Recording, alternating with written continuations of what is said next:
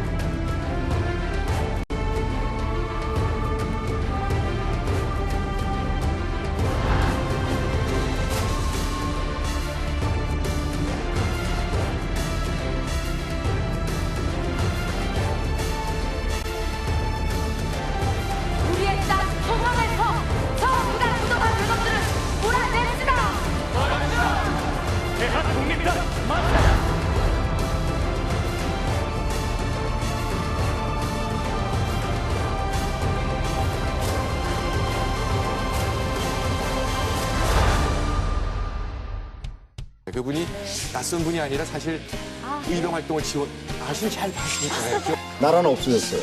시댁이 전부 그 항일운동에 나서 있었어요. 가정기의 여성들이 의병 항쟁에 아주 새로운 신기원을 열었다. 윤희순 의사와 아들 유돈 사이 안타깝게도 그 조국의 강복을 보지 못하고 의병들은 대부분의 무장들이 화승총이었습니다. 화승총이었고 이에 비해서 그러면 오늘 주인공이 이 여성 의병장이라고 하셨잖아요. 윤희순 의사 어떤 분이 저는 처음 들어봐요 오늘. 예. 어떤 분이세요? 설명을 좀 해주세요. 우리 서영 씨만 그런 게 아니라 네. 사실 강원도 사람들조차도 거의 처음 들어보는 사람들이 많을 겁니다. 네. 좀 부끄러운 얘기지만 저로서는 한마디로 정의를 내리라고 한다면 조선판 잔다르크다. 이렇게 얘기를 하고 싶습니다. 구한말에서 그 일제 강점기에 걸쳐가지고 국내 그다음에 만주 지역에서 활동했던 우리나라 최초의 여성 의병장이다.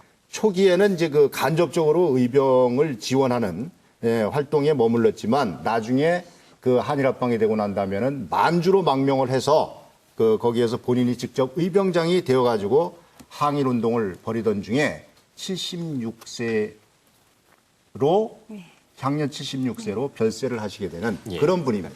지금으로부터 한 100여 년 전 바로 춘천에서 사셨다라고 우리가 생각을 한다면 춘천에 당연히 윤희순 의사의 흔적이 많이 남아있을 거란 말이죠. 이옥 선생님께서 다녀오셨죠? 그 흔적을 찾아서. 네. 안내를 부탁드리겠습니다. 네.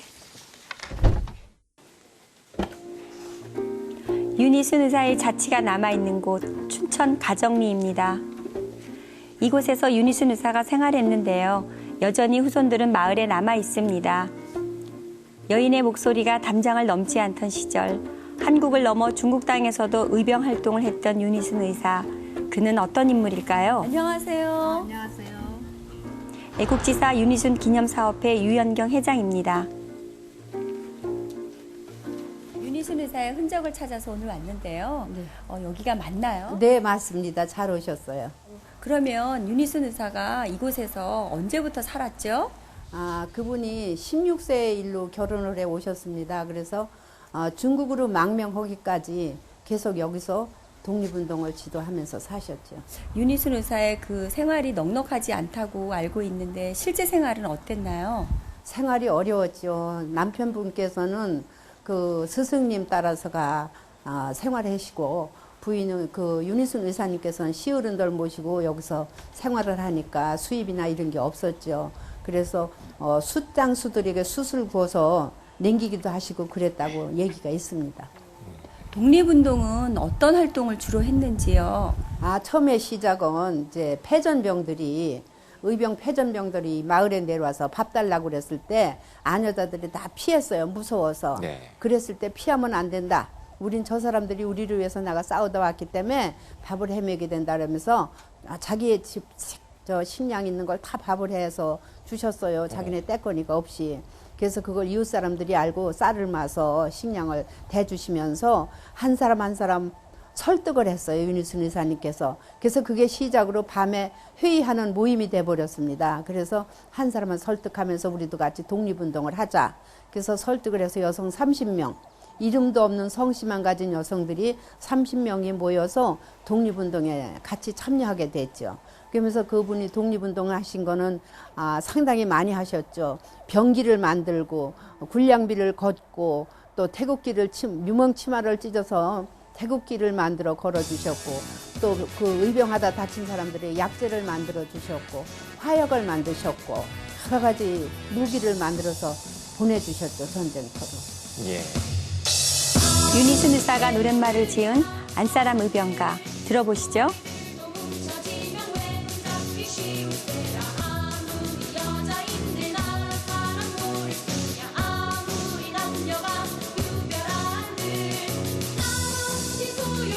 윤희순 의사가 직접 지은 노랫말입니다. 네.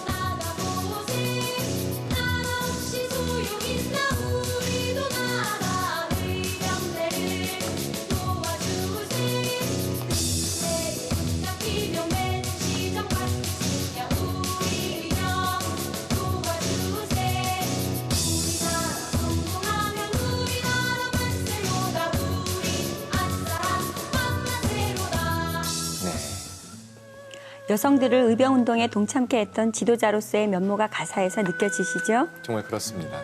이곳은 윤희순 의사가 의병의 승전을 매일같이 새벽마다 빌었다는 우물터입니다. 샘은 지금도 마르지 않았는데요. 광복이 될 때까지 자손 대대로 항일투쟁이 이어져야 한다며 죽을 각오로 매진하자 외쳤던 윤희순 의사의 생전 모습이 느껴지는 듯합니다. 야, 이혁 선생님이 직접 그 현장을 다녀오셨습니다. 윤희순 의사의 그 어떤 삶의 자취가 그대로 느껴졌는데요. 그 시아버님 자체가 워낙 유명하신 분이고 우리가 기억해야 될 분이잖아요. 그 의병 활동이 아주 그 뭐 중심적인 역할을 하셨고 그때 이제 그 춘천 지역의 그 이소응이라고 하는 분을 그 의병장으로 그 천거를 해서 이렇게 내세우고 그랬지만 그 유홍석 시아버님도 그 의병 활동의 핵심적인 역할을 했던 그런 분입니다. 네. 300일 동안 치성을 드렸다 그랬잖아요. 네. 그래서 이제 무사히 시아버님이 돌아오셨을 때 그 시아버님께서 직접 너 덕분에 며느리한테 너 덕분에 내가 이렇게 무사히 귀환을 했다 뭐 그랬다고 말씀도. 맞습니다. 그래서 아무 탈 없이 이렇게 오시다 보니까 마을에서는 그 며느리가 이렇게 치성드리고 그런 걸 다 아니까 며느리 정성이 이 하늘에 닿았기 때문이다. 하늘이 감업했다. 이 윤희순 의사에 대해서 이 집 며느리는 더 없는 효부고 연려다라고 그 칭송이 자자했다라고 그렇게 전해지고 있죠. 그런데 그 남편에 대한 기록은 전해지는 게 거의 없는 것 같아요. 그래서 남편은 뭐를 했는지요? 교수님? 유재원이라는 네. 그 남편이 유재원이라고 하시는 선생님이신데, 그러니까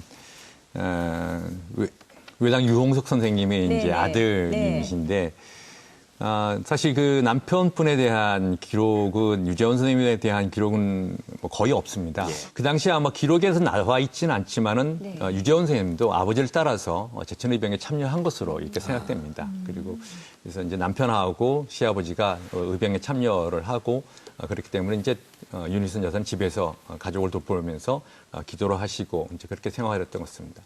그리고 그 이후에도 뭐 중국 갈 때도 유재원 선생님도 같이 이제 중국 가셔서 이제 그 뭐 활동을 하시고 이런 것으로 봐서 전혀 뭐 활동을 안 하신 건 아닌 것 같은데 기록상에 이렇게 그 유재원 선생님 기록에 대해서 이렇게 자세하게 나와 있는 것이 없어서 잘 알려져 있지 않을 뿐인 것 같습니다. 제가 질문을 드리긴 했지만 자기 아버지도 그렇고 그다음에 또 백부님도 다 이렇게 의병 활동을 하는데 혼자 공부를 하진 않았을 것 같아요. 같이.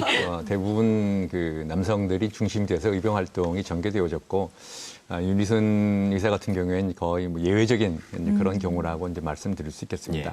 그나마 이제 그 의병에서 우리가 들 수 있는 분이 저기 전라도의 영암의 양방매 여사라고 있었습니다. 이제 그분도 이제 그 남편 따라 의병 활동을 하시다가 그 나중에 이제 체포돼서 고문도 당하시고 이제 그런 으로 인해서 나중에 뭐 포상도 받으셨는데 그분이 이제 의병에 참여하셨었고 그리고 이제 이 춘천 가정리에서 윤희순 의사를 비롯한 그 가정리의 안사람들, 그러니까 의병 항쟁에 나가셨던, 그러니까 당시에 그 춘천 가정리의 고흥유 씨 집안의 대부분 남성들이 다 의병 항쟁에 참여했다. 예. 이렇게 이제 생각하시면 되겠고요. 그러다 보니까 자연히 이제 집에 남아 있는 분들은 이제 그 아낙네들, 부인네들이 이제 집에 남아 있게 되니까 그분들이 나중에 윤희순 의사를 도와가지고 이제 의병들을 도와주는 이제 그런 역할들을 한 것이죠. 예. 그래서 그런 측면에서 볼 때는 가정리의 여성들이 의병 항쟁에 아주 새로운 신기원을 열었다. 뭐 이렇게도 말씀드릴 수 있겠습니다. 아, 예, 예. 지원 활동, 그러니까 예를 들어서 뭐 취사라든지 세탁이라든지 뭐 부상자 치료 뭐 이런 것에 주안점을 둘 수밖에 없었는데 점차 이 고흥유 씨 집안의 그 부녀자들을 중심으로 해서 그 윤희순 의사가 주동이 돼서 76명이 규합이 됩니다. 아, 30명이 아니고요. 네, 76명이 규합이 돼서 여성 의병 부대를 이제 조직을 하게 되고 해서 이제 간접 지원 활동뿐만이 아니라 이 군자금을 모은다든지 또는 정보를 수집한다든지 이 굉장히 전쟁에서 중요하잖아요. 예, 무기를 제작한다든지 아까 그 뭐 VCR에도 좀 나옵니다만은 그 다음에 이제 군사훈련 등 해서 이 본격적인 뭐랄까, 이 무력 항쟁에 직접 뛰어드는 그런 식으로 이제 그 전개가 되지요. 그리고 이 특히 할 것은 이 심리전 활동을 병행했다는 거예요. 예.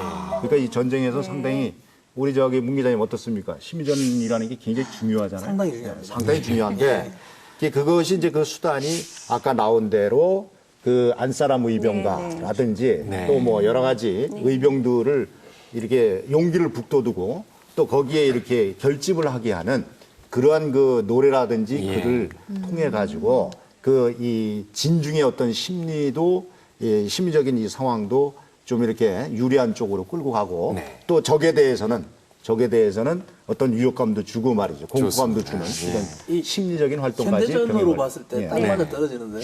이 현대전도 마찬가지로 전투 근무 지원이라 그럽니다.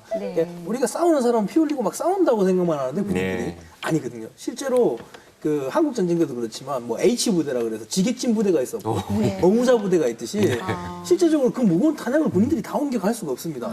그리고 이 산속에서 무기를 만들기 쉽지가 않거든요. 그러니까 그런 걸 만든다든가 식사를 준비한다든가 그리고 그 보급로상으로 이렇게 마을 따라서 저기 어떻게 이동한다든가 이런 정보를 제공하는 것들 이런 게 다 민사작전이라는 작전 안에 포함이 되는데 그런 부분에서는 이 상당히 어떤 큰 전투근무 지원의 역할을 하셨지 않느냐 그런 생각이 듭니다. 뭐 보병으로서 직접 전장에서 총을 들고 싸우는 그 역할도 물론 중요하지만 맞습니다. 그런 보병의 수백 배 역할을 사실 이 선봉에 서서 하셨다 이렇게 볼 수 있겠네요. 저는 그 노래 계속 구전이 됐을 테니까 그 노래가 듣는 적의 입장에서는 좀 섬찟하고 또 우리의 그 아군 입장에서는 어떤 결기를 갖다가 이렇게 북돋는 실제적으로 그 뭐 2차 세계대전 때 보면은 그 유명한 가수가 불렀던 노래들, 뭐 릴리 말렌 뭐 이런 노래가 흐르면 뭐 양쪽에서 총성이 멎었다든가. 맞아요. 그 얘기 들은 것 같아요. 그런 것처럼 상당히 심리적 효과가 큽니다. 그러면 윤희순 의사께서 만든 이런 유행가라고 해야 되나요? 이런 마음을 울리는 그런 노래들이 군가들 여러 곡, 있죠. 네. 군가가 여러 곡에 있나요? 죄송해요. 유행가라는 표현이 없으시죠. 제가 의병가 의병가. 이렇게 여러 곡들이 있어요? 굉장히 많죠. 교수님. 말씀하시죠. 예. 지금 말씀하신 것처럼 뭐 그 의병들의 사기를 고취하고 또 민족의식을 고취하고 이런 그 가사들을 윤희순 여사가 여러 편을 지셔가지고 이렇게 이제 그 사람들에게 부르게 하고 또 스스로가 이제 의병을 훈련시킬 때도 같이 부르고 이제 그랬던 것들이 있습니다. 뭐 대표적으로 이제 의병들의 그 사기를 고취하기 위한 노래로서 뭐 의병 노래라든가 또 의병 군가 또는 의병가 뭐 이런 노래들이 있고요. 그 안사람 의병가라든가 안사람 의병 노래 이제 이런 그 안사람들이 그냥 있을 수 없다. 의병에 적극적으로 참여해야 된다. 이제 그런 것들을 노래도 있었고요. 또 윤희순 여사는 더 나가서 뭐 그 외놈대장 보거라나 또는 오랑캐들아 경고한다. 외놈 앞잡이들아 보거라. 뭐 이러한 그 일제를 상대로 해가지고 우리 조선의 뜻을 분명하게 밝히는 그런 그 경고문도 보냈고요. 그다음에 또 그 친일 관료들 그들에게도 앞잡이 노릇 하지 말아라. 우리나라를 임금을 팔아서 어떻게 그 외놈을 섬기려고 하느냐 그런 그 강력한 그 경고 메시지를 이제 보내는 그런 이제 가사들도 지어서 이제 사람들에게 알리고 네. 또 직접 발송하기도 하고 이제 그랬습니다. 당시 그 조선 팔도 곳곳에서 이렇게 의병들이 일어나고 또 항일 투쟁 또 항일 의병 활동을 했을 때 또 일본 제국주의자들은 바로 그것을 또 진압을 하기 위해서 일본 군들을 동원시켰을 거 아니에요. 네, 2008년 8월까지의 일본군의 그 기록을 보면은 그 조선 그 토벌지라는 일지가 있습니다. 당시 간부하고 내용을 보면은 일본 측 자료를 보면은 12,000대 70이라는 숫자가 나옵니다. 이게 뭘 것 같습니까? 70은 왠지 그 가슴 아픈 숫자일 것 같은데. 네, 12,000명이 사상자고 네. 70명이 일본 측 사상자라는 거예요. 예. 그래서 실제적으로 보면 이거는 거의 뭐 의병 항쟁 전쟁이라보다 학살에 가까웠다. 이게 최근 일본 쪽 이제 일본사를 전공하는 일본 학자들이 이야기하는 부분인데 농민 전쟁이라고는 일본에 의해서 일본이 무참하게 벌려진 그 학살이었다. 그 자체는 무기의 어떤 규모의 차이가 예, 물론 큰 그런 역할을 전략적인 했다고 볼수 차이도 있겠죠. 있지만은 예. 아예 그 당시에 그 조선에 주재하고 있던 주재공사 이노우에가 그 이토 히로부미 대본령하고 이야기의 그 문서를 보게 되면은 고토코토크 가크사츠, 그러니까 철저하게 전부 다 죽여버리라는 예. 그런 문맥들이 나옵니다. 그러니까 상당히 일본인들의 어떤 그 잔혹성이라는 부분들이 예. 여기서 알 수가 있는 부분이죠. 이게 뭐 그렇잖아요. 역사를 용서할 수 있어도 잊지는 말자라는 얘기처럼 잊지는 우리가 말아야 될 것 같습니다. 여기서 준비된 화면을 여러분과 함께 보고 가시겠습니다. 얼마 전에 춘천 MBC에서 이 윤희순 의사와 관련된 다큐멘터리를 제작을 했는데요. 윤희순 의사의 삶을 뮤지컬로 꾸몄습니다. 우리 함께 보고 얘기를 나누시죠. 외놈들 손에 국모께서 시해되셨다는구나. 나는 이 길로 의병에 나갈 것이다. 다시 살아서 만날 수 있을지 기약 없는 기다림이 될 이별. 많이 힘들지? 윤희순의 솔선수범으로 많은 아내자들이 의병 활동에 적극 참여하면서 스스로 이 나라의 주인이라는 의식에 눈을 떴다. 성별을 떠나 의병단의 모든 구성원들은 똑같이 이 나라의 주인이자 한 민족이었고 이는 곧 일제에 대항해 더욱 굳건하게 결속을 다지는 결과로 이끌었다. 내 나라 내 고향 뺏기고 만주로 쫓겨와서 말도 안 통하는 중국 사람들한테 거지마냥 구걸이나 하고. 채굴댁 이제 그만해. 그만하고 얘 일어나. 가야지.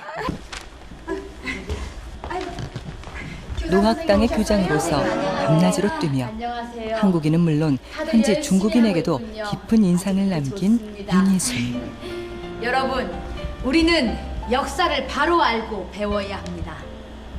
배움만이 우리가 살 길입니다. 배워서 강해져야 이곳 만주에서 또 우리 조선에서 일본 놈들을 물리칠 수 있습니다. 아시겠죠? 예. 윤희순 가족은 힘겹게 의병 동지들을 찾아 모아 마침내 1919년 180여 명으로 구성된 한중연합조직 조선 독립단을 조직한다. 일단 이곳을 빠져나가야 합니다. 이는 한국의 독립쟁취를 넘어 중국인들에게도 항일의 불씨를 심어주었다. 한 놈은 아직 행방을 찾지 못했습니다. 1930년대에 들어서며 일제의 독립단 말살 정책이 본격화된다. 일명 조선인 밀집 지역을 골라 닥치는 대로 불 지르고 학살하는 포위 토벌을 시작한 것이다.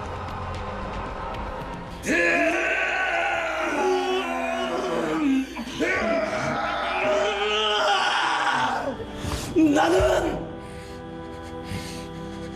조선의 아들이다.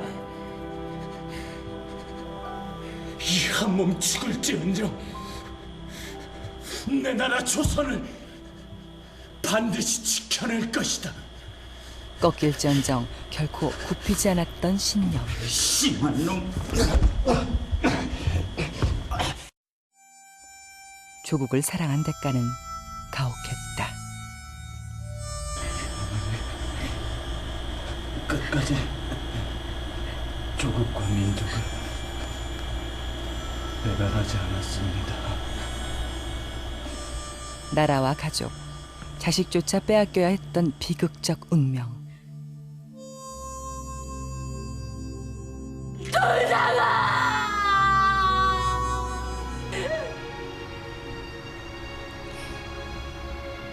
한 가지 걱정은 이 몸이 기력이 쇠하여 만리 타국에서 죽으면 우리나라 조선에 영원히 가지 못할까? 그것이 걱정이로구나.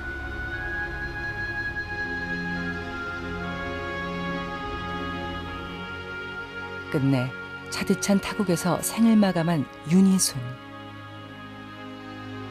눈을 감은 후에야 그녀는 비로소 사랑하는 고국 땅을 다시 밟을 수 있었다.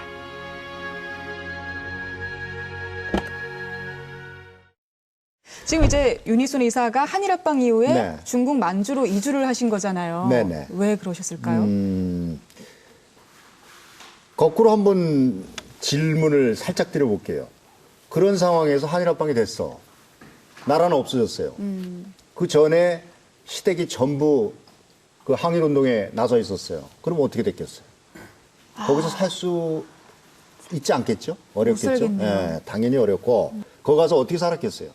초군목피죠, 완전히. 네. 초군목피 생활을 하고 근데도 일본 경찰이라든지 앞잡이들 있지 않습니까? 앞잡이들은 이 감시를 계속 한 거예요. 그때 그 애국지사들 항일운동을 하던 그래서 이제 거의 유랑 생활을 하다시피 하고 만주로 간 지 오래되지 않아서 그 이 시아버지 되시는 분은 1913년 그러니까 가신 지 한 3년 만에 그 전에 총상을 입고 있었어요. 그게 이제 악화가 됐는지 해서 병사를 하시고 그 다음에 부군 되시는 남편 되시는 유재원 선생도 1915년에 병사하는 걸로 그렇게 막을 내립니다. 예. 이렇게 만주로 의병 활동을 위해서 또 이 탄압을 피해서 지금 이동을 한 뒤에도 사실은 홍 교수님 그 현장에서 그냥 예. 이렇게 초급 목표로 명명하면서 그냥 이렇게 풀 죽어지는 게 아니라 거기서도 그럼요. 끊임없는 예. 활동들을 하셨잖아요. 그곳에서 이제 항일 근거지를 이제 마련하셔서 학생들을 기르시고 그 기른 학생들을 중심으로 해서 나중에 독립군 전쟁을 이제 벌이게 되는 것이죠. 근데 어쨌든 이 윤희순 의사와 아들 유돈상이 안타깝게도 그 조국의 강복을 보지 못하고 그냥 중국에서 그만 생을 마감하는데요. 그분들의 마지막은 어땠는지 작가님께서 예, 마다드님이시죠. 유돈상 선생님이 이 유돈상 선생 같은 경우에는 그 전에 이제 국내외를 이 만주에만 있었던 게 아니라 많이 왔다 갔다 합니다. 그러면서 국내외에서 더 독립운동을 펼치다가 결국은 하여튼 체포가 되고 해서 저 유명한 악명 높은 무슨 감옥이라고 있어요. 무슨 감옥에서 고문 끝에 이 추록을 하고 나오다가 1935년에 이제 고문을 받고 나오다가 그 추록 후에 자기 어머니 품속에서 지금 누굽니까 어머니가? 윤희순 의사 품속에서 이 47살 나이로 사망을 하는 걸로 그렇게 돼 있고 그 다음에 윤희순 의사 같은 경우에는 그 전에 아까 말씀드린 대로 이 1913년에 자기가 따르던 그 시아버님 돌아가시고 또 2년 후에 그 남편도 이렇게 돌아가시고 했는데 보통 여인 같았으면 그때 다 무너졌죠.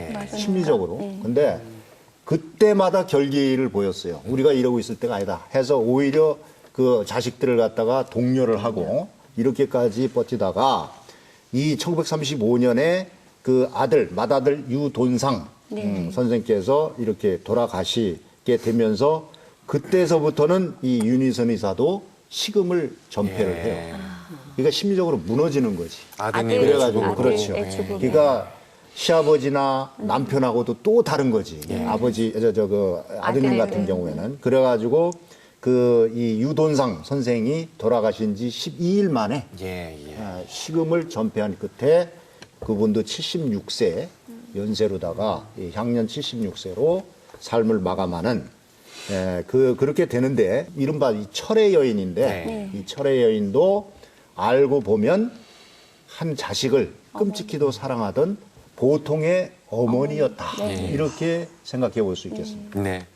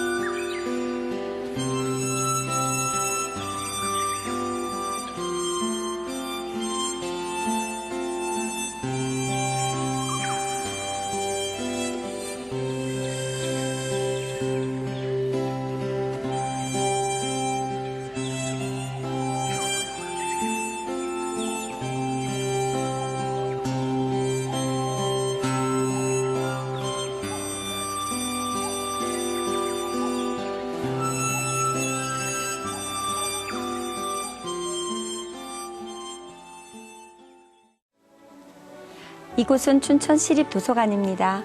주차장 한켠 윤희순 의사의 동상이 시민들을 맞이하죠. 여기 지금 뒤에 그 윤희순 의사의 동상을 보니까 굉장히 그 장엄함이 느껴지는데요. 윤희순 의사와는 어떻게 되시죠? 예, 지금 뒤에 보시는 윤희순 할머니는 제가 증손자 됩니다. 저희들의 가족에 대한 그 할머니 유언이 나라를 위해서는 뭐든지 죽음이라도 불사할 수 있어야 된다 이런 생각을 저희들한테 물려주셨고 저희 아버지도 똑같이 그렇게 하시다가 돌아가셨습니다. 그 독립운동을 하신 분들의 후손이라던가 뭐 이제 나라를 위해서 목숨을 바친 사람들이 좀 대부분 보면 어렵게 사는 경우가 좀 많이 있는 것 같던데 어떻게 선생님께서도 그렇게 어린 시절이나 아니면 지금의 생활이나 좀 어렵게 보내고 계시는지. 저희 아버지도 어렵고 저도 어렵게 컸었죠. 한때는 아버지 같은 경우는 다 일찍 부모들 다 돌아가시니까 저희 바로 우리 할아버지도 그 우순 감옥에서 나오셔서 바로 고문으로 이제 돌아가셨거든요. 그래서 그 어릴 때부터 혼자 사시다 보니까 나와서 누구 의지할 데가 없다 보니까 청계천에서 농마주의로 맨 처음에 사셨어요. 그래서 길거리 휴지 줍고 파시고 이렇게 하다가 그 어려움이라는 건 뭐 어떻게 제가 표현을 못하죠. 저희들만 그런 게 아니라 정말 나라에서 거의 죽음을 불사한 가족들은 전부 다 좀 어려웠던 건 사실입니다. 내 집안보다는 나라를 위해 살았던 윤희순 의사의 가족들. 윤희순 의사는 장남이 고문 끝에 순국하자 직접 아들을 매장한 뒤 식음을 전폐한 채 76을 일기로 중국에서 절명하는데요. 순국한 지 59년 만인 1994년 고국의 품으로 돌아와 춘천시 남면에 자리한 선영에 안장됩니다. 지금 보이는 분이 윤희순 의사의 유해를 봉안해온 손자 고 유연익 선생의 생전 모습입니다. 할머니 유해를 찾기 위해 그리고 드러나지 않은 의병들의 활약상을 알리기 위해 평생을 바쳤습니다. 대대로 집안을 돌볼 겨를은 없었죠.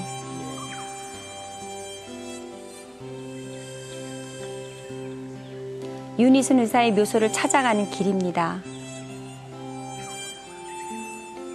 말이 없는 내기의 무덤들.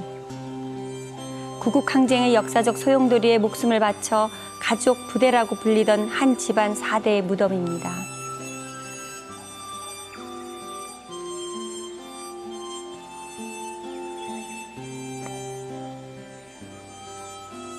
윤희순 의사의 묘만 있는 줄 알았더니 지금 보니까 묘가 4개나 있어요. 네. 누구 묘죠? 아, 네. 여기가 이분이 특히 그 4대가 독립운동을 하신 댁입니다. 네. 첫 번째 묘가 시아버님 유홍석의 묘, 그 다음에 윤희순, 유재원 아드님의 본인의 묘, 그 다음에 아들 유돈상, 유돈상의 가묘, 시신은 못 찾아왔죠. 그 다음에 이제 손주 유연이 그 불 속에서 꺼낸 손주, 5살부터 독립운동 심부름을 했답니다. 그래서 4대가 독립운동에 투신한 댁이 이 댁입니다. 나라가 없는 백성은 살 수가 없다는 굳은 신념을 간직했던 윤희순 의사. 그 뜻을 다 펼치지 못한 채 중국에 비통이 묻혀있던 그의 영혼이 이제는 고향 땅에서 편히 쉬기를 바랍니다.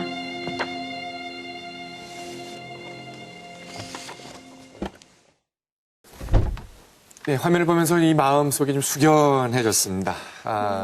늦었지만 유해를 찾아 모셔서 이렇게 우리 고향으로 또 모셔왔습니다.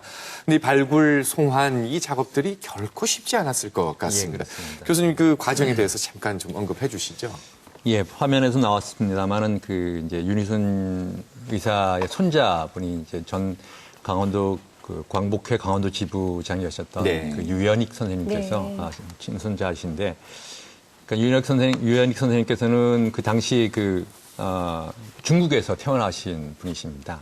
그래서 뭐 어렸을 때는 본인이 스스로 그 독립운동을 도와주는 그런 일도 있었고, 연락책 역할을 했다고 예, 연락책 역할을 했다라고 합니다. 그래서 그러시다가 이제 해방되고 나서 돌아오셔서 이제 국내에 계시다가 이제 그 할머니 유해를 찾아가신 건데요. 그래서 1994년에 뭐 그 이제 우리가 중국이랑 수교가 된 이후에 자유롭게 들어갈 수 있으니까 그래서 가셔서 찾는데 없었죠. 실제로 어디 있었는지도 모르고 본인이 워낙 어릴 때 떠나오셨기 때문에 찾기도 힘들었고 그래도 다행히 이제 그곳에 가서 그런 윤희순 의사에 대한 유해를 이제 찾는다라고 하는 그런 이야기를 하니까 당시에 같이 활동하셨던 분들이 또 중국에 남아있던 친족분들이 이렇게 오셔서 같이 이제 도와주시고 그래서 그 마을 분들이 다 나서서 그 묘소를 찾는데 함께 노력해서 그 옥수수밭으로 변한 밭 가운데서 그 묘소를 찾으셨다고 합니다. 그래서 다행히도 묘소를 찾아가지고 그래서 이제 그것을 이제 확인을 하시고 그래서 그 국내로 봉안하기로 이제 결정하셔서 국가보훈처의 지원을 받아가지고 그래서 이제 드디어 이제 1994년 10월 20일 날 이제 봉안하게 됩니다. 그런데 아들의 그 아들 돈상의 묘는 돈상은 그 유해를 찾지 못해서 가묘를 지금 만들었다고 그렇습니다. 제가 그렇게 지금 듣고 왔는데요. 아직 그 유해 송환이 잘 되지 않았나요? 그 당시 이제 그 94년에 유해를 찾으러 가셨을 때 먼저 그 아버지 묘소를 그러니까 유해영 선생님이 아버지가 유돈상 선생님이신 거죠. 그래서 찾으러 갔었는데 앞에서 또 이야기가 있었지만은 유돈상 선생님께서는 무슨 감옥에서 나오시다가 집으로 돌아가시는 도중에 돌아가셨어요. 그래서 고향이라기보다는 이제 그 어머니 계시던 그 해성시로 못 가고 그 무순에다 이제 마을 공동묘지에다 묻게 됩니다. 그래서 그 무순의 남산 공동묘지에다가 이제 묻고 나무로 이제 간단하게 표시만 해두고 오신 것이었기 때문에 잘 알 수가 없었던 것이죠. 그래서 이제 그 이후에 94년 찾으러 갔는데 그곳이 다 이제 도시로 바뀌어버려 공업지대로 바뀌어져 버려가지고 그 당시 공동묘지가 있던 곳을 찾을 수가 없었습니다. 그래서 사실은 유동산 선생님의 그 유해는 아직까지 확인을 못한 것이죠. 그래서 굉장히 어려울 수도 있겠네요. 그러면 다시 하기 위해서 찾아올 수 있다는 거죠. 지금 현재로는 확인할 길이 없습니다. 안타까운 일인데. 의병 활동 또 독립운동을 하신 우리 선조들 우리가 다 미처 그들을 기억하지 못하는 분들도 많으십니다. 의암 유인석 의병대장을 모신 의병마을 우리 이혜옥 선생님이 직접 다녀오셨죠? 그 모습 여러분 함께 보시겠습니다.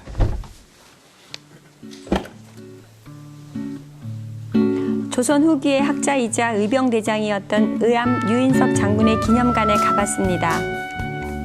유인석 의병장은 윤희순 의사의 시 숙부이기도 한데요. 학자로서 학문에 매진하다가 명성황후 시해 사건이 일어나자 의병을 일으킵니다.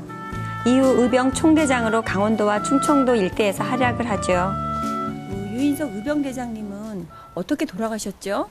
1915년 1월 29일 만주에서 의병 활동하시다 돌아가셔서 100일을 걸쳐서 일로 모셔온 걸로 압니다. 돌아가신 시신을.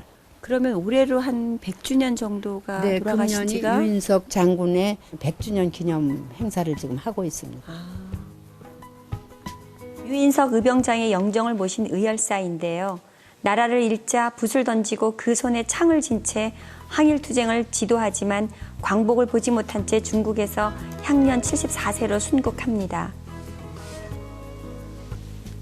유인석 기념관에서는 의병장의 업적뿐 아니라 강원도 항일 독립운동사를 비롯해 당시 의병들의 활동상을 볼 수가 있는데요.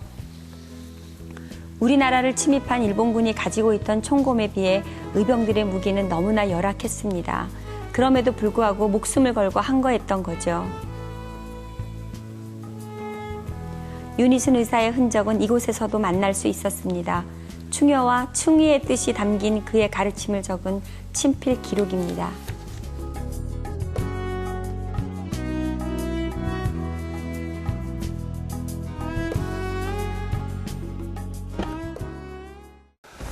의암 유인석 선생에 대해서는 많은 분들이 아마 들어보셨을 겁니다. 그래도 우리가 다시 한번 좀 소개를 받고 넘어갔으면 좋겠습니다. 교수님, 의암 유인석 선생에 대해서 좀 소개를 해주세요.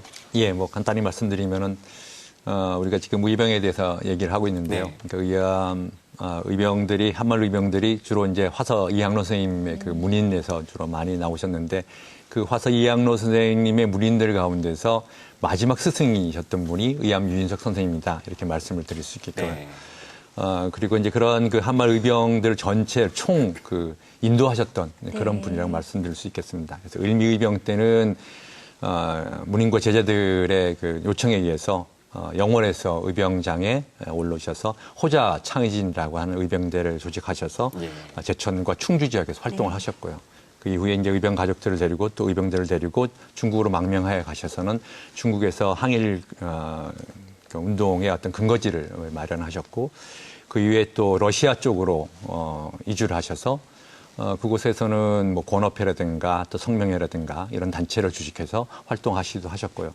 또 그곳에 모여 있던 모든 그 의병 운동가들, 그 독립운동가들을 모아서 13도 의군이라고 하는 그러니까 해외를 그러니까 러시아를 근거지로 해서 국내 진공 작전을 펴고자 하는 그런 연합의병을 이제 조직해서 도청제에 오르기도 하셨던. 그러니까 한말의 우리나라 그 한말 의병의 전체에 정신적인 지주가 되셨던 그런 분이라고 말씀드릴 수 있겠습니다. 참 이렇게 많은 분들이 나라를 위해서 많이 싸워주시고 했는데도 결국에는 우리가 나라를 빼앗겼잖아요. 근데 만약에 지금 있는 이런 좋은 무기들을 우리 선조님들께 이렇게 탁 배송이 된다면, 있었다면 혹시 우리가 이길 수 있었을까요? 일단 예를 한번 들어볼게요. 2차 세계대전 때 가장 좋은 무기가 교육훈련을 자랑했던 나라가 어디라고 생각하십니까? 독일. 예, 맞죠. 있죠? 독일이죠. 예. 그러니까 엄청난 독일군이 그 파죽지세로 러시아를 쳐들어갑니다. 네. 근데 결국은 집니다. 그렇죠. 어이없이 지죠. 좋은 무기, 좋은 병력을 가지고 있는데 교육훈련도 엄청 잘 돼 있고 소련군 같은 경우에는 대부분 농민병이에요. 교육도 안 돼 있습니다. 그 이유가 뭘까라 생각해 보니까 첫 번째가 그 군을 이끄는 지도자들의 결집력, 그리고 얼마나 통찰력이 있을지, 그리고 지략이 있어야 될지, 그러니까 리더였던 그 리더층의 어떤 확고한 그게 확고한 통합이 되어야 되는데 당시 아까 의병 이야기를 하셨지만은 대부분의 의병을 이끄신 분들이 이제 양반층이 많습니다. 근데 실제로 의병 대장 중엔 또 양반이 아닌 분들도 계셨거든요. 실제로 보면 그 사이에서 어떤 번복들도 상당히 많았습니다. 그리고 이제 만주로 가서도 각 파벌별로 파벌끼리 어떤 분란들도 많았었고, 그래서 무기가 뛰어나기보다는 어떤 시스템적인 부분들이 되어 있지 않으면 무기만 좋다고 해서 꼭 이길 수는 없다. 그리고 또 하나는 총후, 그러니까 전쟁터가 아닌 일반 우리 민중들이 지원인데 그 민중들의 지원을 할 수 있는 계몽이라든가 의식들이 같이 되지 않으면 누구의 특정한 영웅들만 의해서 어떻게 전쟁에 승리할 수는 없는 부분들이 있습니다. 그래서 제가 봤을 때는 당시 시대적인 상황을 봤을 때 무기만 갖다고 한다면 승리 못하지 않았을까? 좀 솔직한 이야기로 말씀을 드리자면. 안타깝네요. 그 지난번 제가 춘천에 다녀올 때도 그랬고 오늘 지금 이야기를 나누면서도 그냥 가슴이 먹먹하기도 하고 좀 안타까운 게 굉장히 많이 느껴지는데요. 아마 우리가 지금 이제 그 시대를 뛰어넘어서 역사의 아픔을 이야기해서 그런 게 아닌가 이런 생각이 드는데 그때 당시에 구한말 그 항일 의병 운동은 지금 현재 우리에게 어떤 의의가 있는지 작가님께서 좀 우선 저기 가슴이 답답하다고 그렇게 표현하셨는데 뭐 지극히 당연합니다.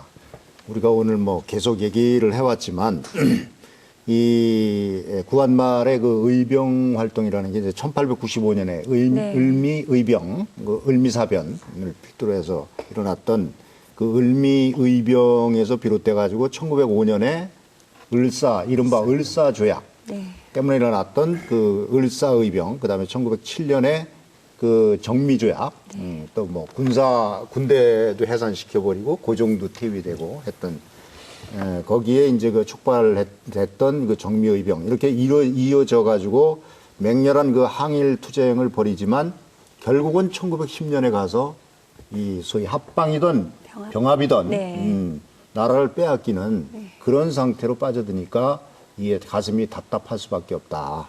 그런 생각이 들고, 그렇지만 결국 그 구한말의 이 항일 의병 운동이라고 하는 것은 그냥 뭐 허무하기만 한, 또 아무런 의미가 없는 그런 것으로 그냥 끝나고 말았냐, 그렇게 볼 수는 없죠. 결국 그 민족의 어떤 강인한 저항 정신이라든지 자주 정신을 확인시켜준 일대 사건이었다, 그렇게 볼 수 있고, 특히나 이후에 그 식민 체제 하에 이제 들어가지 않습니까? 그 체제 하에서도 3.1운동 1919년에, 그 다음에 또 그 이후에 이어지는 무장투쟁, 이것으로 이어지고, 특히나 주로 이 동남아권에 많았지만 20세기 초에 여러 그 약소민족들의 독립운동에 직간접적으로 큰 영향을 주었다라고 하는 데에서 그 의미를 찾을 수 있을 것 같습니다. 네.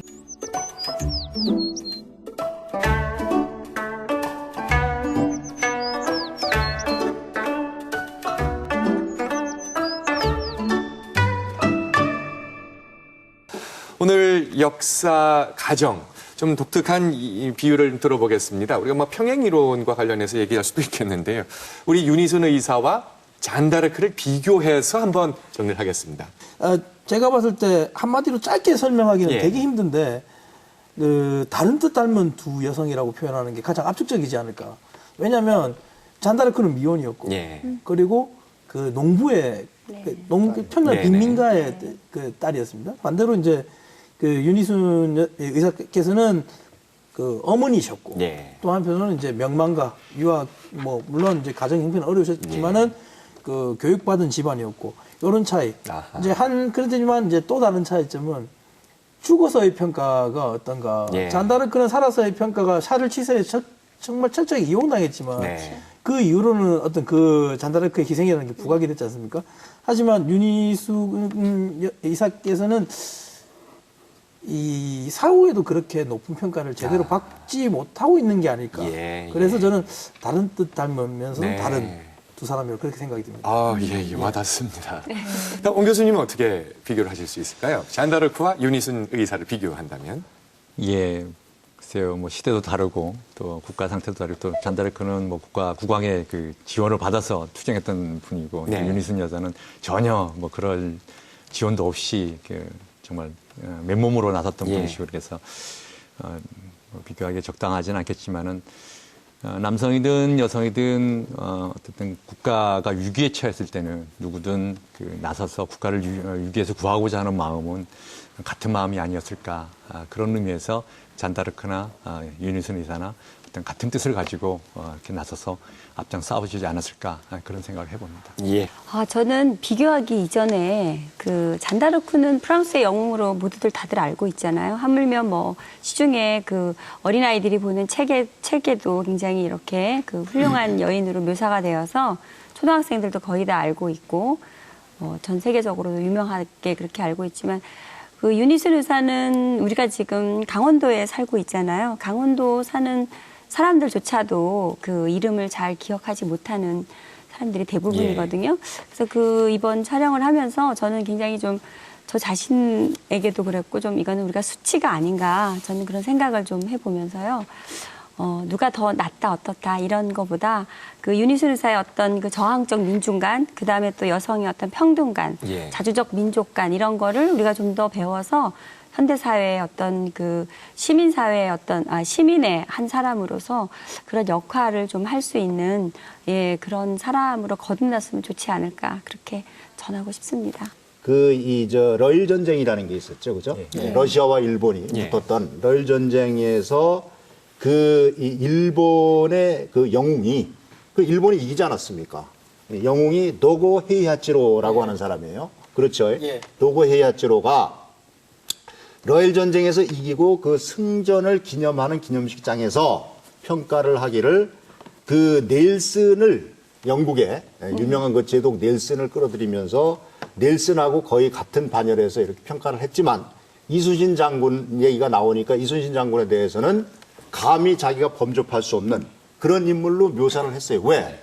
이순신 자기나 노고 헤이하치로나 이 넬슨 같은 경우에는 그 당시 자기 나라의 전폭적인 지지를 받아서 전쟁에서 승리할 수 있었지만 이순신 장군 같은 경우는 전혀 그렇지 않잖아요. 오히려 조정으로부터 견제를 받았다고. 우리가 뭐 드라마나 이런 걸 통해서도 많이 알고 있지만 선조로부터 견제를 받고 그 정치적인 이유가 어떻게 됐든 그렇게 뭐라고 그럴까 둘러싸여 있는 이 고난, 난관 이런 걸 갖다가 홀로 극복을 하면서 그 역사에 아주 빛나는 그런 업적을 남긴 것처럼 이 윤희순 의사 같은 경우도 아까 얘기한 누굽니까? 잔다르크 같은 경우에는 그 당시에 어찌됐든 프랑스의 전폭적인 지지 하에 그런 성과를 냈지만 윤희순 의사 같은 경우에는 아무런 뭐 나라는 이미 뭐 뺏기고 그런 상태인데 아무것도 없는 상태에서 그렇게 아까 우리가 쭉 봐왔지만은 훌륭한 족적과 흔적과 어떤 교훈을 남겨줬다라고 하는 의미에서 우리가 다시 한번 그분을 돌아볼 필요가 있겠다. 이런 생각을 합니다. 예. 유닛은 의사에 대해서 오늘 여러분 시간 여행을 떠나보셨습니다. 역사는 그를 의인으로 만들었고 의사로 만들었습니다. 이제 우리 후손들이 그를 더욱더 기억하고 그의 정신을 간직하는 것이 우리의 숙제일 것입니다. 시간 여행 강원 시청해 주셔서 고맙습니다. 다음 주에 다시 뵙겠습니다.